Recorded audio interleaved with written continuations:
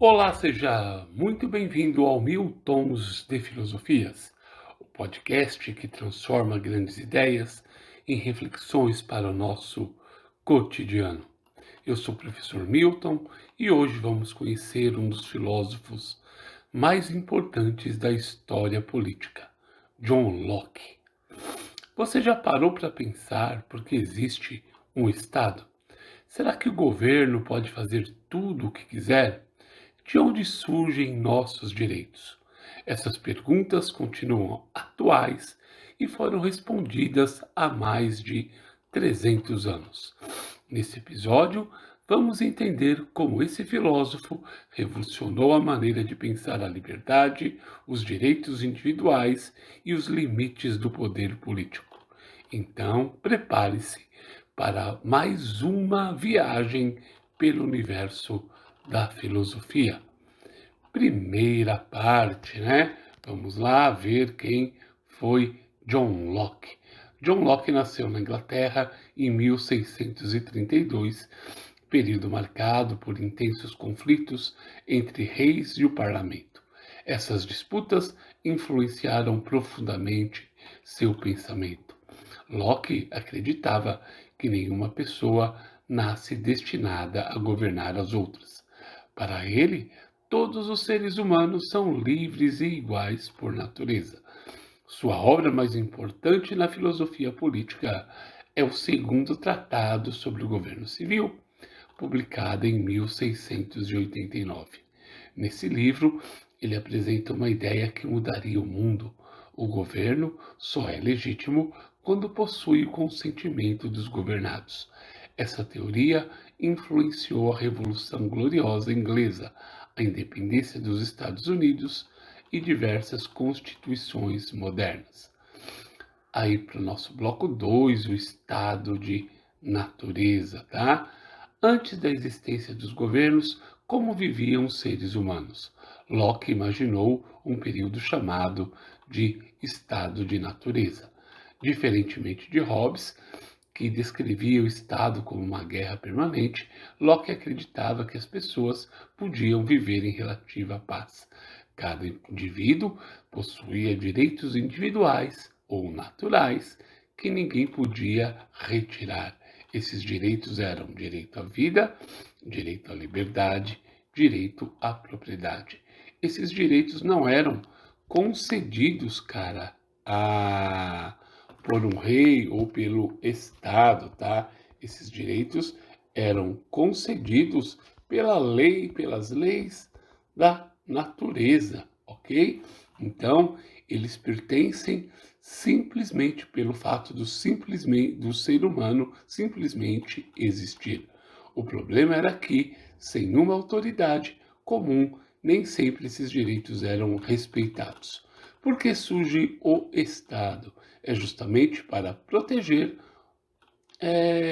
esses direitos que nasce o Estado. Tá? Então, o Estado vai nascer para a defesa dos direitos naturais. Segundo Locke, as pessoas fazem um acordo chamado contrato social.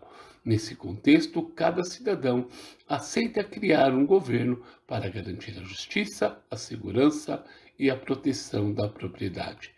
Mas existe uma condição muito importante. O governo não recebe um poder absoluto. Seu poder possui limites. O Estado existe para servir aos cidadãos, não são os cidadãos que existem para servir ao Estado. Essa ideia foi revolucionária. Ela rompeu com a crença de que os reis governavam por vontade divina. Quando o governo perde a sua legitimidade. E se o governo deixar de proteger os direitos da população? Locke responde de forma clara. Quando um governante passa a violar a vida, a liberdade e a propriedade dos cidadãos, ele rompe o contrato social, ok? E ao romper o contrato social, o povo possui o direito de resistir e até substituir a esse governo. Essa influência inspirou movimentos democráticos em diversas partes do mundo. Por isso, Locke é considerado um dos pais do liberalismo político. Mesmo séculos depois, as ideias de Locke continuam presentes. Quando falamos sobre liberdade de expressão, quando discutimos direitos individuais, quando defendemos ao poder do Estado. Estamos dialogando diretamente ou indiretamente com o pensamento de Locke. É claro que o mundo mudou muito desde o século XVII. Novos desafios surgiram, né? Questões como proteção de dados, inteligência artificial, vigilância digital e privacidade levantam muitas perguntas que Locke jamais poderia imaginar.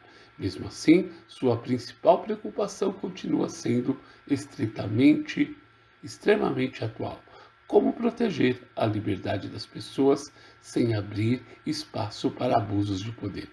Essa continua sendo uma das maiores questões da filosofia política.